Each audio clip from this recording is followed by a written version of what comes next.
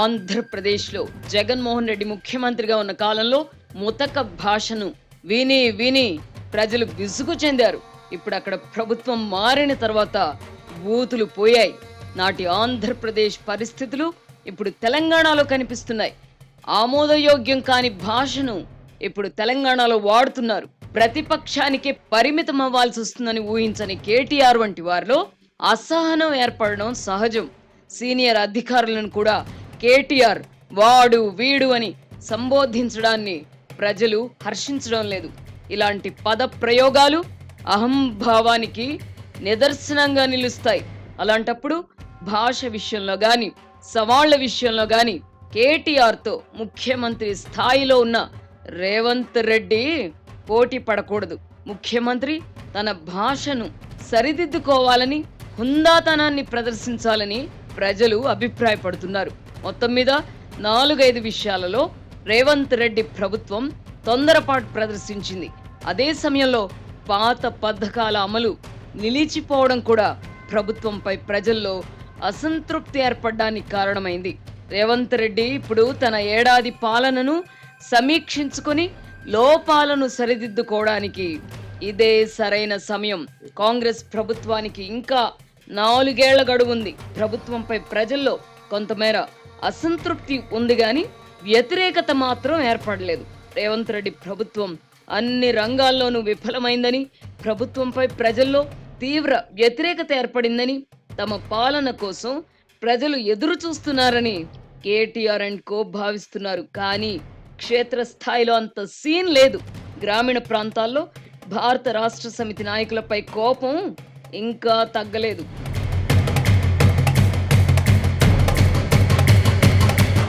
రేవంత్ రెడ్డి ఏడాది పాలనను బేరీజు వేసుకుంటే ప్రభుత్వంపై ప్రజల్లో సంతృప్తి లేని మాట వాస్తవమే గాని భారత రాష్ట్ర సమితి పట్ల మాత్రం సానుకూలత ఏర్పడలేదు.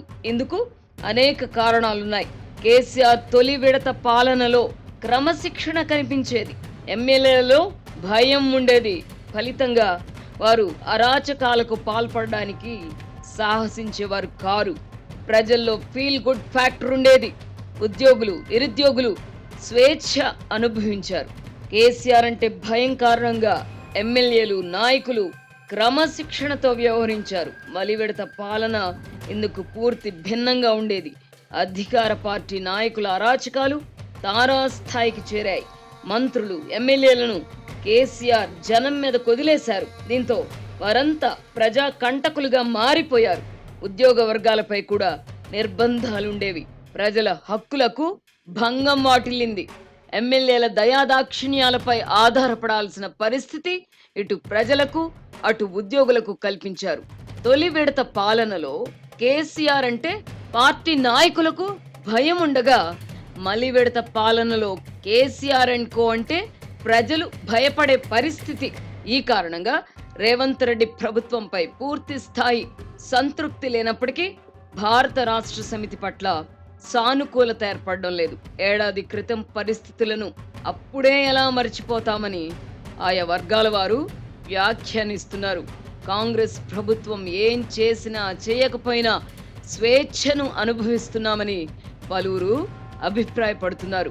ప్రతిపక్షంగా బీఆర్ఎస్ తొందరపడుతోందన్న అభిప్రాయం కూడా ప్రజల్లో ఉంది. నిన్నటి దాకా మీరే అధికారంలో ఉన్నారుగా, అప్పుడే ఏం కొంపలు మునిగాయని ఆందోళనలు చేస్తున్నారు అని భారత రాష్ట్ర సమితి నాయకులను ప్రశ్నిస్తున్నారు. ప్రభుత్వంపై ప్రజాభిప్రాయం ఎలా ఉన్నప్పటికీ ఎన్నికలకు ఇంకా 4 ఏళ్ల వ్యవధి ఉంది. బీఆర్ఎస్ నాయకులకు ఆరాటం ఉంటే ఉండవచ్చును గాని ప్రభుత్వాన్ని ఇప్పటికిప్పుడు మార్చేయాలన్న ఆరాటం ప్రజలకు ఉండదు కదా.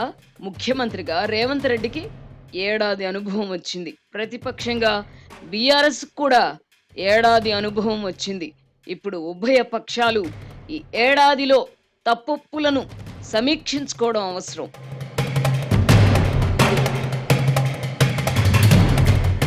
ప్రభుత్వాధినేతగా తన పాత్రకు ఈ ఏడాది కాలంలో ఏ మేరకు న్యాయం చేయగలిగాను అని రేవంత్ రెడ్డి ఆత్మ పరిశీలన చేసుకోవాలి. లోపాలుంటే వాటిని గుర్తించి సరిచేసుకోవాలి. ప్రస్తుతానికి ప్రజల్లో రేవంత్ రెడ్డిపై వ్యక్తిగతంగా క్రేజ్ తగ్గలేదు. ముఖ్యమంత్రిగా ఆయన ఎంతవరకు సక్సెస్ అవుతారా అని ప్రజలు బేరీజ్ వేసుకునే పనిలో ఉన్నారు. ఈ నేపథ్యంలో ప్రజాభిప్రాయాన్ని సేకరించి అందుకనుగుణంగా దిద్దుబాటు చర్యలు తీసుకుంటే ఇటు పార్టీ పైన అటు ప్రభుత్వం పైన ఆయనకు పట్టు పెరుగుతుంది.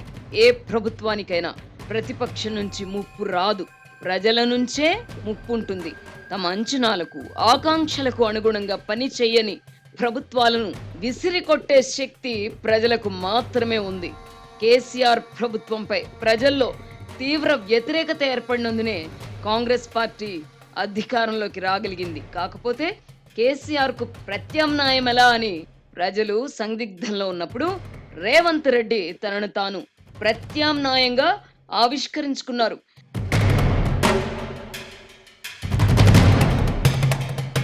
మహారాష్ట్ర ఎన్నికల ఫలితాలిచ్చిన జోష్తో భారతీయ జనతా పార్టీ ఇక తెలంగాణపై ప్రత్యేకంగా దృష్టి సారించే అవకాశం ఉంది. రానున్న రోజుల్లో రేవంత్ రెడ్డికి బీజేపీ నుంచి కూడా సవాళ్లు ఎదురవుతాయి.